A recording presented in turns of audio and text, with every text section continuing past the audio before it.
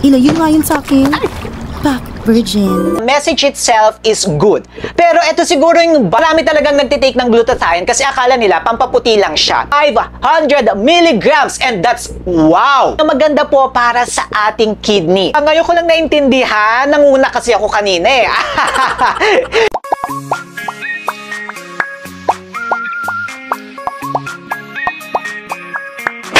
Hi mga kamukha!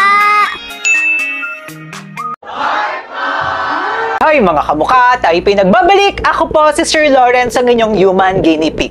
Heart! Gusto niyo mga pagano na tayo for today's video?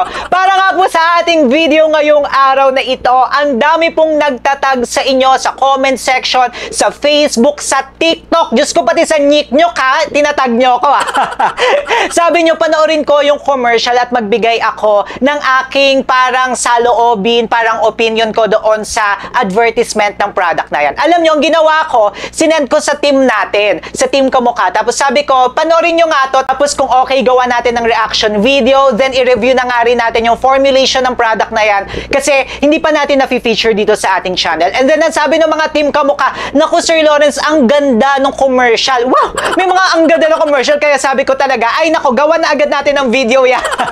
Tulad nga po ng lagi nating reminder dito sa ating channel, hindi po tayo nag-feature dito ng hindi FDA registered, FDA notified, or tinatawag nyo na FDA approved. At ang Snow Caps na glutathione or Snow Caps na whitening capsule po ay FDA registered po dito sa Pilipinas na makikita nyo po yan sa ating screen. Okay, let's go na nga po mga kamukha and panoorin na nga po natin ang kanilang commercial. First time ko ito mapapanood mga kamukha Okay, lagay na, wait lang, dito ka. Dito ka sa gilid-giliders natin, maglalagay tayo dyan. 58 seconds siya mga kamukha, panoorin na natin. Ako, si Joanna. Adito ng Snow Caps Gluta. Oh, di ba? Gusto nilang itry ko to, pero over my dead morena body, di ako iinom niyan. Kahit may pulutan pa kayo. Ay, amazing! Sa kontento na sa skin, wag itry. Tapos, etong si Joanna, ang sabi niya talaga, over my dead body, over my dead morena body. So, 17 seconds siya mga kamukha. So, una pa lang, masasabi ko na okay yung marketing strategy. Sinabi talaga doon, no, over my dead morena body, ayokong i-try kasi kontento na ako sa skin ko. Ay, ang ganda nung ganun na commercial, yung parang sinasabi na hindi mo kailangan magpaputi. Kailangan mo maging proud sa skin mo. And kung proud ka na sa skin mo, wag mo nang i-try etong glutathione capsule namin. Oh, I love it. Next. May, yun na ba yun? Walang bakit ako hindi meron nila dito. Proud moreno kaya ako. Tinanggap ko lang to kasi may bibili na akong phone eh. Pero di ako inom nito, boy. Benta ko na lang kaya bigay nila sa akin. Oh, ang galing, no? Kakaiba yung marketing strategy nila. Kung ibang mga glutathione or ibang mga whitening capsule, ang kiniklaim talaga nila is makakapagpaputi sila, makakapag-glow sila. Ito namang si Snow Caps, sinasabi nila kung moreno ka, morena ka, at mahal mo ang iyong kulay, ay wag mo i-try itong Snow Caps. Yun na ba yun? May isa pa. Okay. Pose sa camera. Ganun. Akala nila iinumin ko talaga itong pinapa-endorse nila sa akin. Hoy! Sun-kissed skin lang malakas, be. Ilayo nga yun sa akin. Back virgin. Back virgin!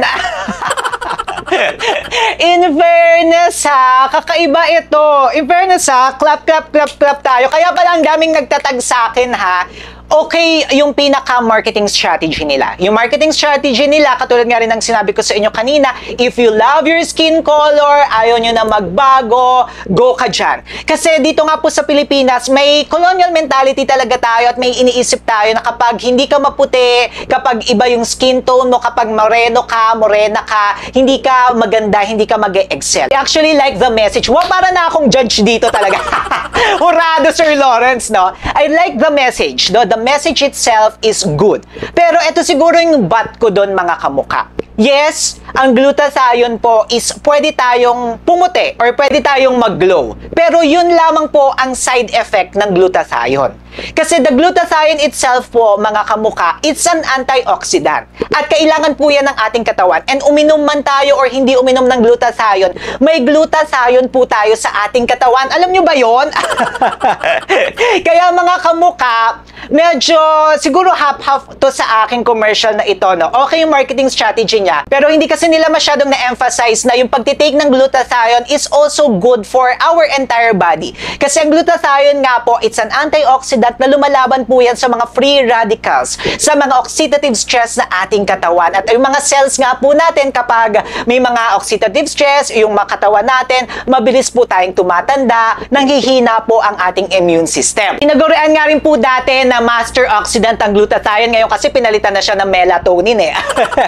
Pero master oxidant po talaga rin ang glutathione at maraming backup studies na yan na maganda siya talaga para sa ating katawan. At yung iba nga po nag-overdose pa niya, no? May mga studies na yan kapag may mga cancer, talagang ino-overdosean po nila yan ng glutathione. Nga rin po lumakas ang resistensya, ang immune system at pangangatawan ng mga tao. Pero yun nga, medyo hati ako. Okay yung marketing strategy, pero at the same time kasi parang fino-focus lang sa whitening. Pero kasi nga, marami talagang nagtitake ng glutathione kasi akala nila pampaputi lang siya. Pero yun nga, eto siguro ginagawa rin natin itong video na to para mapaalala kayo na ang glutathione ay hindi lamang siya pagpapaputi, pero maganda yan for our entire body. Wow!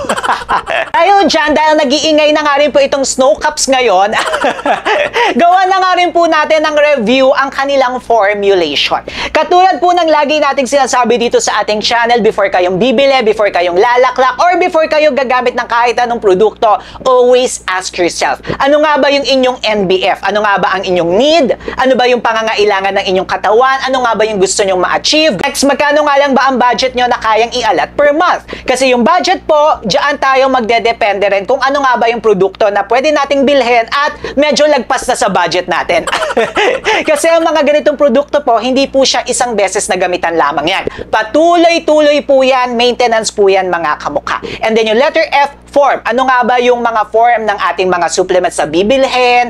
Ano nga ba yung mga ingredients na hindi natin kahiyang, may mga allergy tayo? Yan po yung tinatawag natin na NBF, need, budget, at form. Kapag alam na nga po natin yung need, budget, at form natin, ang susunod po dyan is i-aalay na po natin yan with the ingredients, ang mga napupusuan po natin na produkto. Katulad po nito, kapag nagustuhan nyo po si Snow Caps, kasi nagandahan kayo doon sa advertisement, tingnan po natin ang kanyang formulation. For the formulation po ni Snow Caps, alam nyo dati, nakikita ko na to sa Watsons. Hindi ko lang siya masyadong binibili kasi namamahalan ako.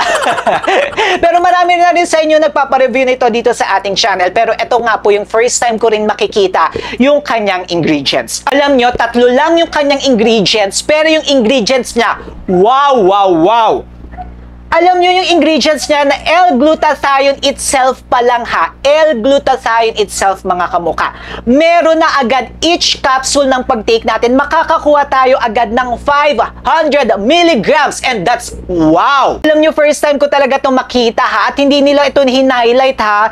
Alam nyo, dapat i-highlight ito ng Snow Caps. Kasi sila yung pinaka may mataas na glutathione content na pwedeng ilagay sa capsule. Kasi according to FDA mga kamuka, hindi tayo pwedeng maglagay ng glutathione form beyond 500 milligrams per capsule. According to FDA yan. Kaya yung ibang mga brands, ginagawa po nila itong free form. Sineseparate nila yung mga amino acids para mas tumaas yung glutathione content. Pero kung glutathione at glutathione itself, each capsule po, 500 milligrams agad yan. Ang taas niya mga kamuka. Kung matagal na kayo dito sa ating channel, hindi tayo nakaka-encounter ng ganito kataas. Kasi sa iba, 250, 200, yung iba 100, yung iba 50 milligrams lang ng glutathione. And kung gusto nga po natin magpaputi, of course, sa glutathione tayo magpo-focus. And yes, milligram content may matter, especially if gusto talaga nating mabilis magpaputi. Pero kung hindi naman natin gusto mabilis magpaputi, hindi siya magmamatter. Kung gusto lang talaga natin for overall condition ng ating pangangatawan, ng ating skin, hindi tayo nagmamadali, okay na rin yung ibang mga milligram content ng glutathione. Meron din po itong sodium ascorbate. At ang taas din ng sodium ascorbate niya, each take po natin makakakuha tayo agad ng 100 milligrams. Yung sodium ascorbate nga po or tinatawag natin na vitamin C, dalawa po ang purpose niyan. Una po yan, it's a booster. Ibig sabihin po, napapabilis yung absorption ng iba pang mga ingredients sa ating katawan. And then pangalawa po, maganda po yan para sa ating immune system. Lalo na may COVID pa rin ngayon, ang kailangan talaga natin alagaan ng ating katawan. And yung 100 milligrams, ang taas na rin yan mga kamukha. And then last one, wow, meron din po siyang alpha-lipoic acid which is 100 milligrams. Etong alpha-lipoic acid, lagi natin to na-encounter, no? It's a booster as well ng glutathione and also ng iba pang mga ingredients. Pero maganda talaga, it works hand in hand with glutathione mga kamukha. Kasi itong alpha-lipoic acid, maganda yan kasi lumalaban din po yan sa mga free radicals. So parang lumalaban din yan katulad ng glutathione na antioxidant. At alam nyo mga kamukha, sa mga nagtatanong talaga, Sir Lawrence, yung glutathione ba, pangit ba yan sa kidney, pangit ba yan sa ating mga liver? Alam nyo, nakakita tayo ng study about alpha-lipoic acid na maganda po para sa ating kidney. Yes, according po sa study na to, they've found out na maganda po ang glutathione para sa ating kidney. Lalo na kung tayo po ay medyo tumatanda na, nagkaka-age na tayo kasi kusa po na, hindi naman kusa, pero unti-unti po talaga na pumapangit na po ang ating mga organs and kidney po natin. So, ang ganda, no, na may study tayo niyan. Now, yung overall condition, yung overall formulation nito ni Snow Caps, I wasn't expecting na maganda siya. Konti siya, pero nakafocus siya sa skin whitening. Wow! Now, I get their advertisement. Kasi sa advertisement nga nila, sinasabi nila na kung ayaw mong magpaputi, huwag mong i-take etong Snow Caps. Kasi kaya pala, ngayon ko lang naintindihan, nanguna kasi ako kanina eh. Kasi fast track, no? Ibig sabihin, pwede kang mapabilis, mapaputi, or mapaglow nitong Snow Caps na ito. Kasi yung ingredients, kung i-base lang po natin sa formulation formulation lang ito ni Snow Caps, matatawag talaga natin siyang whitening capsule. Wala nang ibang etchos, wala nang ibang eme, this is a whitening capsule. Kahit na antioxidant po siya, may tendency talaga na pumuti tayo kasi mataas talaga yung glutathione niya at may alpha-lipoic acid pa, may vitamin C pa. Now, I get their point. I get their idea. I get their concept. So, wow! In fairness ha, Snow Caps, clap kayo sa akin ha. For the performance, of course, kailangan ko pa yan i-take, no? Para makita talaga natin. And kung gusto nyong i-take ko yan, at kung gusto nyong maging human guinea pig tayo for Snow Caps, baka naman makita nyo to, di ba?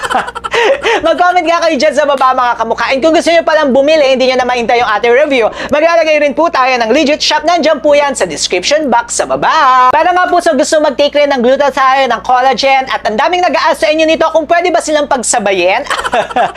May separate video na tayo dyan mga kamukha. Ito po yan, panoorin nyo. Syempre mag-subscribe na rin kayo kay Sir Lawrence. Road to 200,000 na po tayo. Paano ba yan mga kamukha? Paalisa po tayo. Panoorin nyo na yan. Bye! Kita-kits sa next video.